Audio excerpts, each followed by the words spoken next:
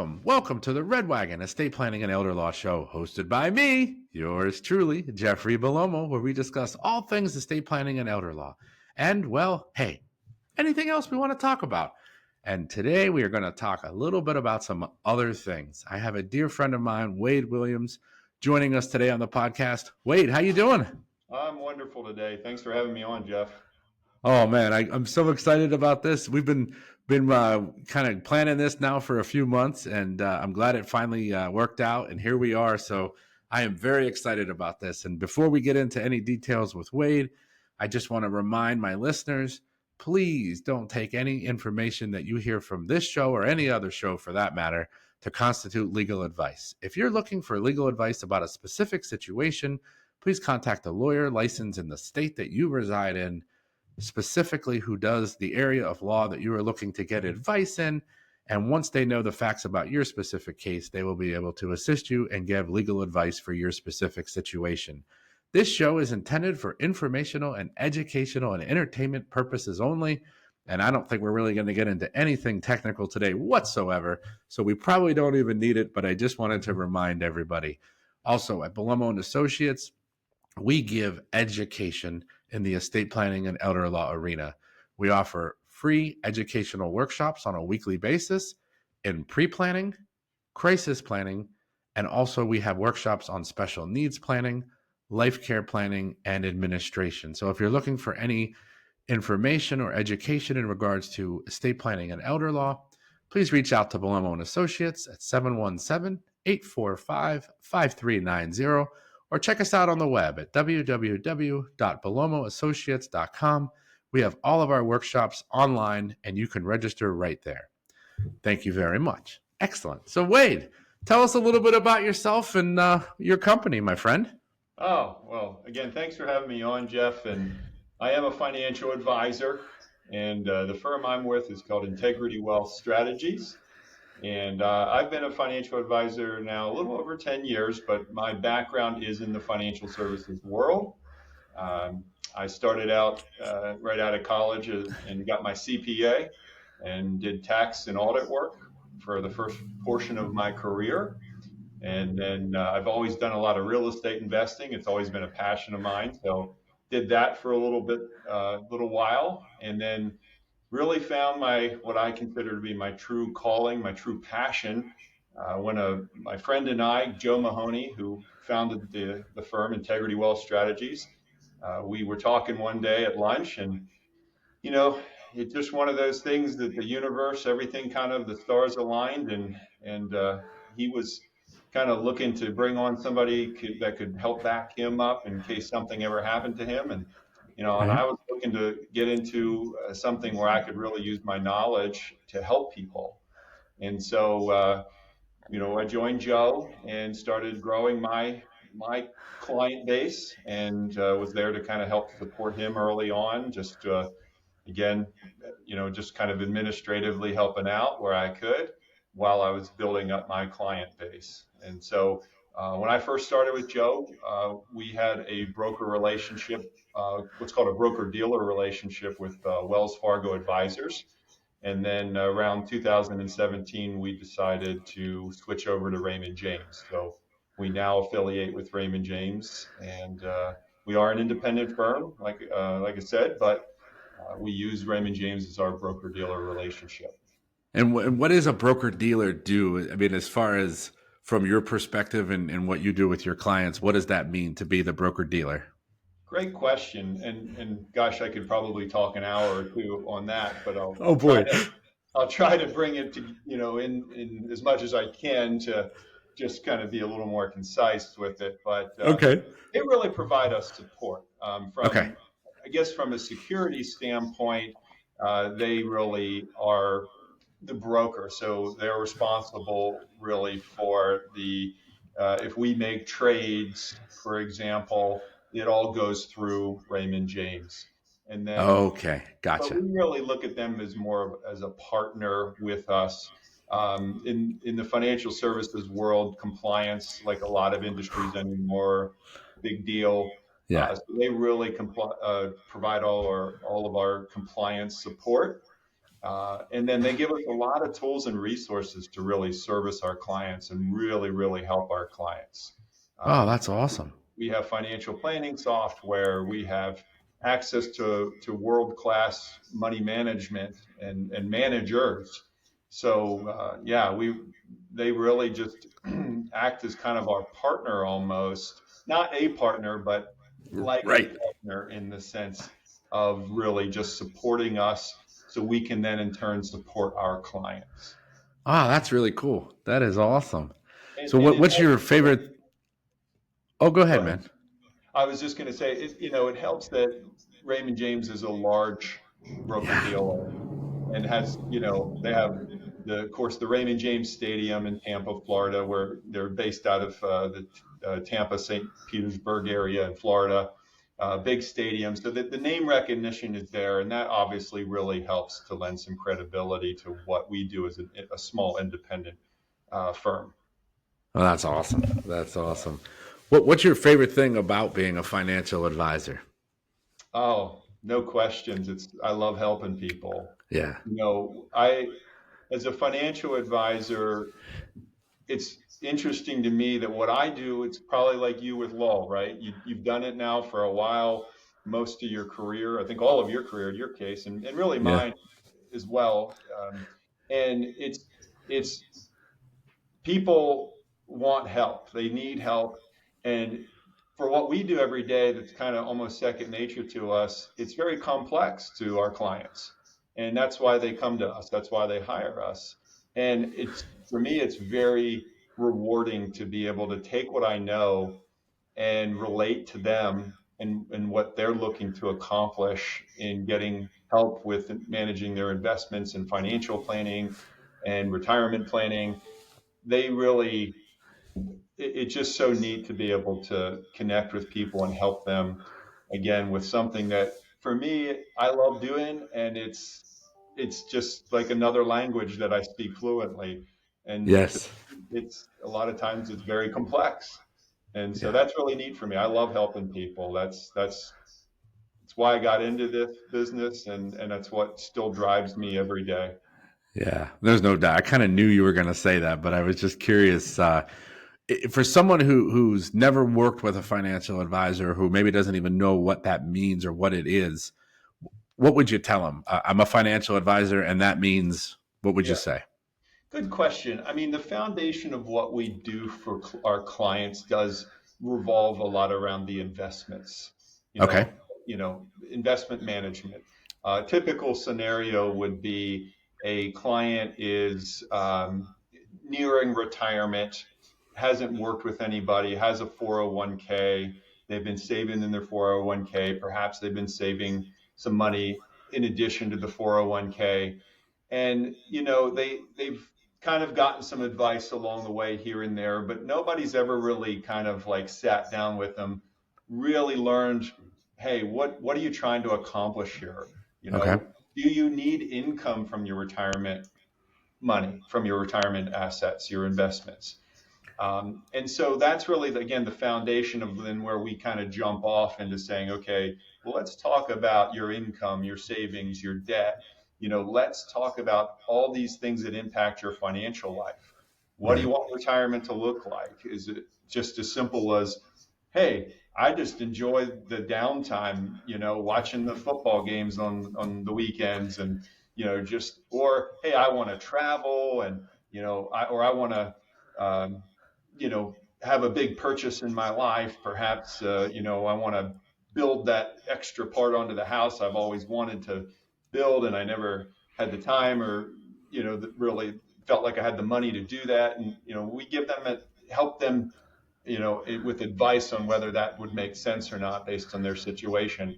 And that's the important thing. Every piece of advice that I give a client is unique to that client. It's not a one size fits all, you know. Well, and I think you just answered the question that I was going to ask. Was one of the things that we deal with all the time is, well, I can just write my own will. I can just go online and grab one off the internet. I can get my own powers of attorney. What do I need a lawyer for?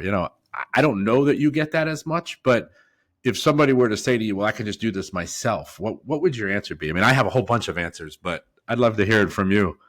Yeah, I mean, look, I have clients that are, high level financial people, CFOs, vice presidents of finance, and they still rely on me for that portion of their life. And because even if they have the knowledge, it's still stressful to do it. Are you doing it right? Am I going to keep up with it the same way a professional that I'm hiring to do it for me, right? Right, That, right. that they and their team are dedicated to doing. And so really it just comes down to, but I will say the majority of my clients fall into that category of even if they have knowledge of the stock market and various investments, it's still very unnerving, very stressful to try to think about, am I doing it right? And again, a lot of people don't even have that knowledge where they're like, listen, Wade, I'm trusting you. I'm putting all of my investments into your hands so you can guide me with this to make sure I'm accomplishing my goals, you know. Yeah, heck yeah. Two phrases that come to mind when I people ask me that question all the time is one, you show me a lawyer who represents himself, and I'll show you a lawyer who is a fool for a client.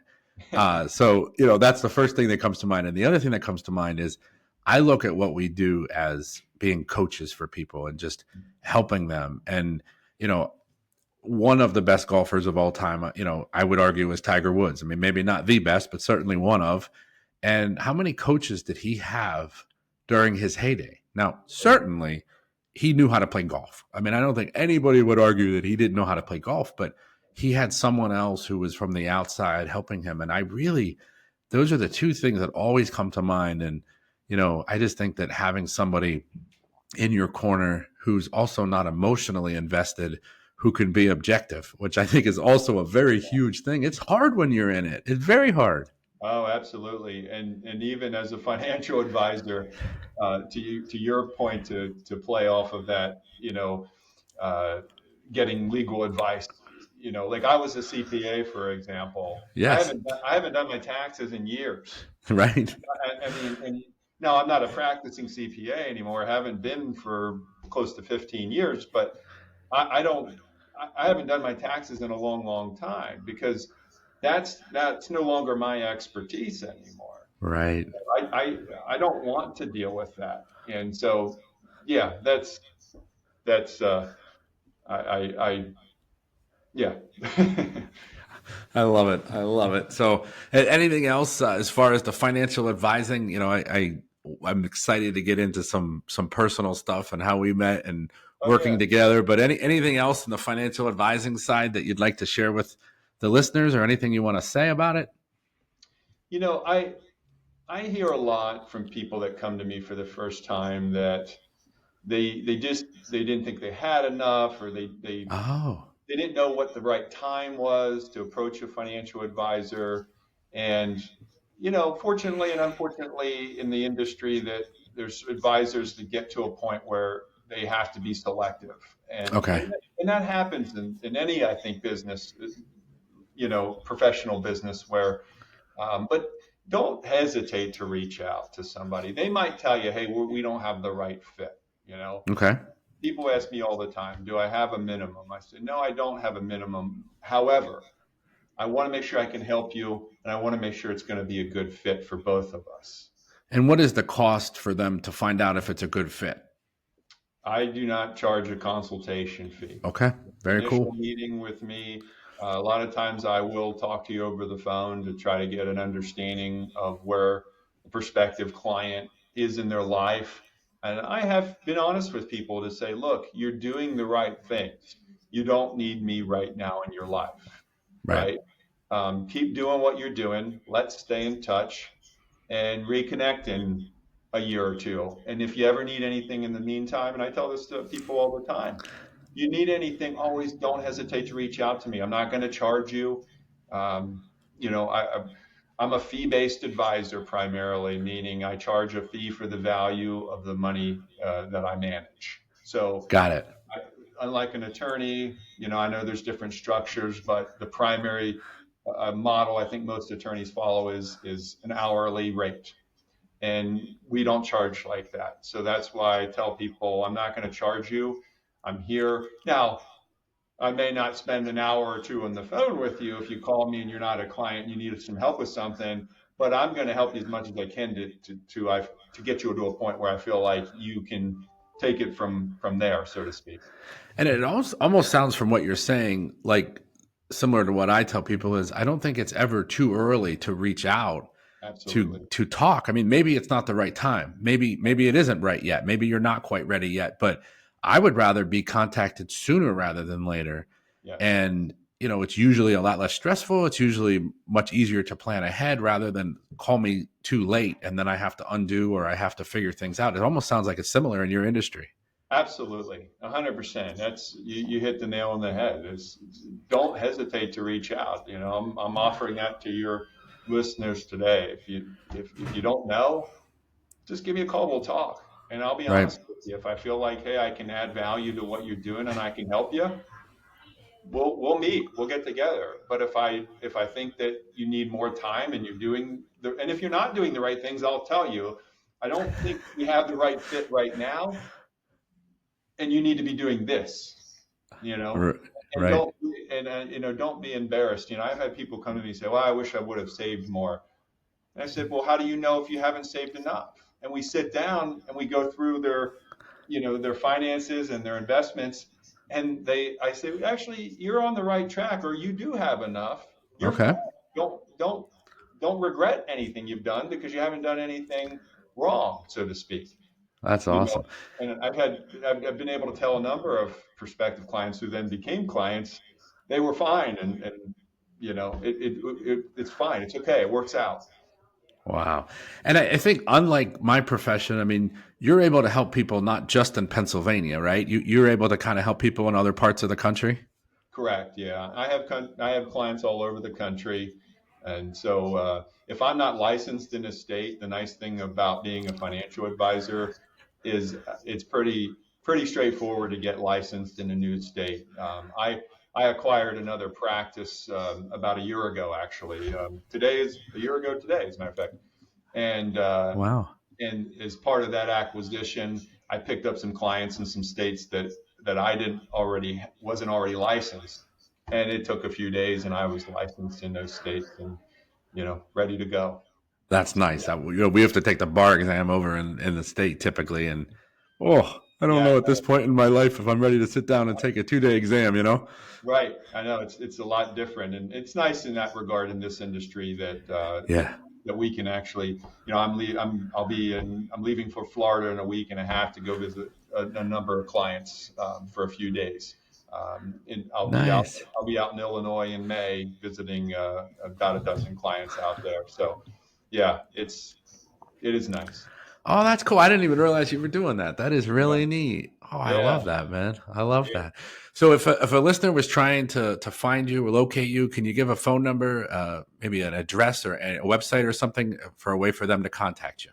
Sure. Our York-based office is here at 2200 South George Street, Suite W1, and that's York 17403. Telephone number 717-718-5720. Our website is integrityws.com. Now, our practice is made up of several advisors, and kind of the way we're structured is we kind of help all support each other, but we all really have our own individual client bases. So if you do visit the website, contact me at this particular office, if you wanted to contact me directly. And you all look a little different too, so I think it'll be easy for them to figure out who is who. Right, right, yeah. I'm the only one without hair. I was not going to say that. Wait, Yeah, right. Yeah. I was going to say the best looking one, but Yeah. if you want to do the one without hair, that's I, fine too. I don't think that's the case, but thank you. I appreciate that. You're welcome, buddy. You're welcome. So, one of the things that's always fun for me is having people on the podcast, and particularly in this case, Wade happens to be a dear friend of mine, and our families are tight, and our daughters are actually very good friends, and so it is kind of cool. I still remember back I don't know necessarily that it was the first time we met, but certainly early on when you were reaching out, I think it was over a lunch, and we were talking about potentially working together. And one of the things that stood out to me was, unlike a lot of people that I meet with, for you, it wasn't what's in it for me.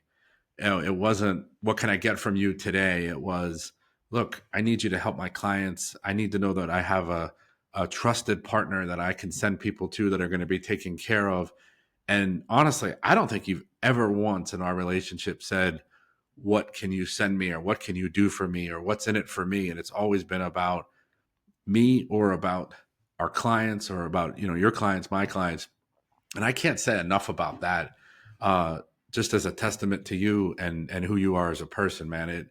And I certainly think it's worked out in the long run for everybody. We've become very good friends, and certainly good referral partners as well. But just Yeah. a cool thing I wanted to touch back. I mean, do you kind of remember that as well, or? Oh yeah, yeah. I do remember it because it's the approach that I take with again strategic partners, attorneys, and CPAs, but also just in the sense of approaching a client relationship. It's not about me. It's about you. It's really about going beyond me to say, how can I help?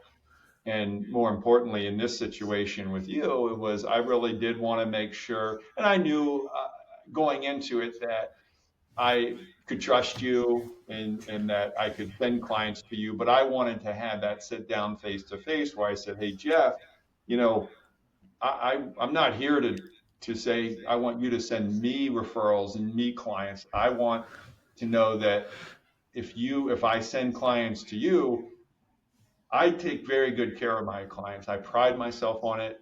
I know you do, but I want you to know when I send a referral to you that I'm sending them with the utmost confidence that you're going to help them the way I would help them, which is to give them great service.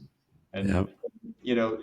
again, it comes down to me of early on in my life and my early adulthood, I made it a lot about me, me, me. How can I get what I want? And I struggled. Yeah. I was successful to a degree, but I kind of felt like I was always swimming upstream Hmm. and trying to grow whatever my respective business was. And then when I became a financial advisor early on, the same way. I mean, how do I get more clients? It was all about me and growing my bit. Then I said, wait, why am I doing what I do here? I'm doing this to help people. That's why I decided to become a financial advisor. I have a lot of knowledge. I can help people. Why am I doing this? When I focused on helping, right? When I focused on not me, but the other person, my business exploded and it was I, awesome. I have to tell you, I'm actually surprised to hear that you've ever had a point in your life where it was, me, me, me, what's in it. I've never seen that in you. I've never known you at all. Like, the one thing when I think of Wade Williams, I think of someone who doesn't care what's in it for him, who's all about giving, who's all about helping, who's all about, the other person. So that actually surprises me a little bit to hear that, to be honest. Yeah, yeah, I appreciate that, and I think we all have our own internal dialogues that go on. You know, I like to say I was raised correctly, and that I did make it about other people always, but on the inside, I felt like it was about me and wanting to Yeah. grow, my business.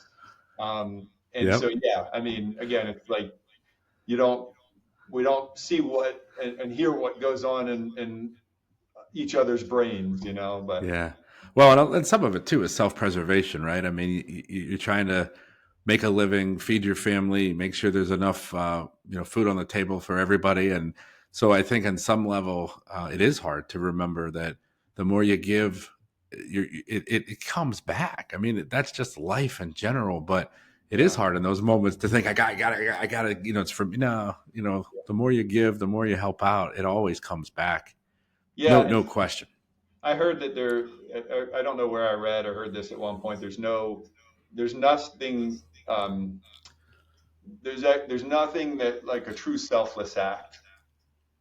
And I Huh. listened a little bit longer, and it's if you think about it, even when you give of yourself, what you get back a lot of times is so impactful in the sense of what the difference you're making in that other person's life, hopefully. And that in turn provides those nice feelings of I was able to find purpose in this and give of myself. And if you think about that, you think, well, that's a selfless act. No, but I got something out of it, didn't I? Right. You didn't go in intending to get something out of it. Oh, You intended to go in helping, but in turn, you did. So I found it to be an interesting concept of there is no such thing so as a selfless act. And I'm okay that's with that because, yeah, again, if I can help other people and it makes me feel good about it, and that's the byproduct, right? Or, yeah, absolutely. I send clients to you because I want to, I want my clients to be taken care of, and you in turn send clients to me. Okay, that's a win-win, and that's great, Right. right? Yeah, right. It helps everybody. It's wonderful for the clients as well, and they're being taken care of. And yeah, it's a Yeah. wonderful thing. Speaking of when you said how you were raised, um, that is the one thing. I happen to know your family pretty well, and I can tell you from the outside that Whitney and I look at you and Jenny as the perfect couple, the perfect marriage. But maybe even more importantly, just the way you've raised your kids. Very respectful, wonderful human beings, great people, and I've had the pleasure of spending, in particular, time with one of your daughters, who's friends with DeAnna, and man, you did a good job, brother. Just respectful and appreciative, and just a wonderful human being, and that's just a testament to you and Jenny for sure. Well, thank you, and I feel the same way about you and Whitney as well with DeAnna. And anytime she's with us, she's always so respectful. She's so well spoken. I'm like, geez, are you 14 years old? I feel like I'm talking to like a person with the wisdom of 40, 50, 60 years old. I mean, she's so put together, and that we try as parents, don't we? I mean, you try to hopefully learn from the things that you encountered as a kid and how your parents interacted, and you try to just grow on that. Hopefully, if you had a good example or a bad example, my father was Right? an alcoholic, and he really wasn't Oh, in my life much. He was in and out, and so I learned a lot of things of how not to be a dad to my wow. kid. You know, and that has served me as well as the good examples in my life, the way my mother and my grandmother raised me, who were my parents basically, you Yeah. know, Wow. and so you just try your hardest as a parent to instill good values in your kids, right, and teach them about love and respect and Yeah. caring of other people, because at the end of the day, we're all in this thing together. And Yeah. I think it's important we look at each other as if it's us, ourselves. And I even get caught up in it, looking at other people sometimes and thinking, oh, that person's different from me because they look different or they act different. And I have to catch myself and say, they're a human being just like you. Yeah. And, Yeah. so I think that I like to think that helps me to be a better parent as well. It's funny that you were talking about Deanna being well spoken and stuff. So at the end of last year, we were kind of looking at what our plan was for 2024 for the podcasts and just media, social media in general, right? Just kind of what are we going to be doing next year in 2024 for our marketing stuff. And Yeah. we asked a lot of clients, what would you like to see? What would you like to hear? And everybody said we want more podcasts with Deanna. So ironically, the two highest viewed podcasts are the two that with my daughter, with DeAnna.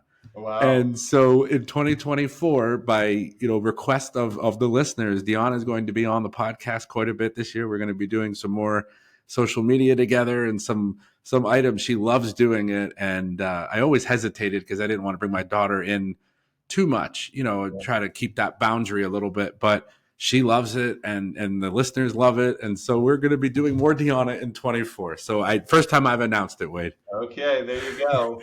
Well, I don't know. It might sounds like you might have a successor on your hands.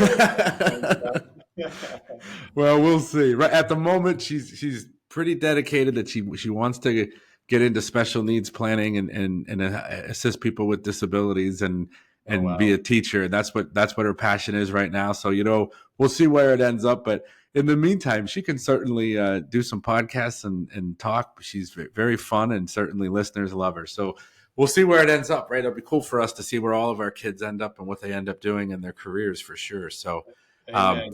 as I fully expected, we could Yeah. sit here all day and have a conversation. So Yeah. I realize what time it is. So I want to thank the listeners for attending today for the podcast with Wade Williams, my friend from Integrity Wealth Strategies. Did I say that right, Wade? You Integrity did. Wealth Strategies. All right, perfect, Integrity Wealth Strategies. Yep. awesome.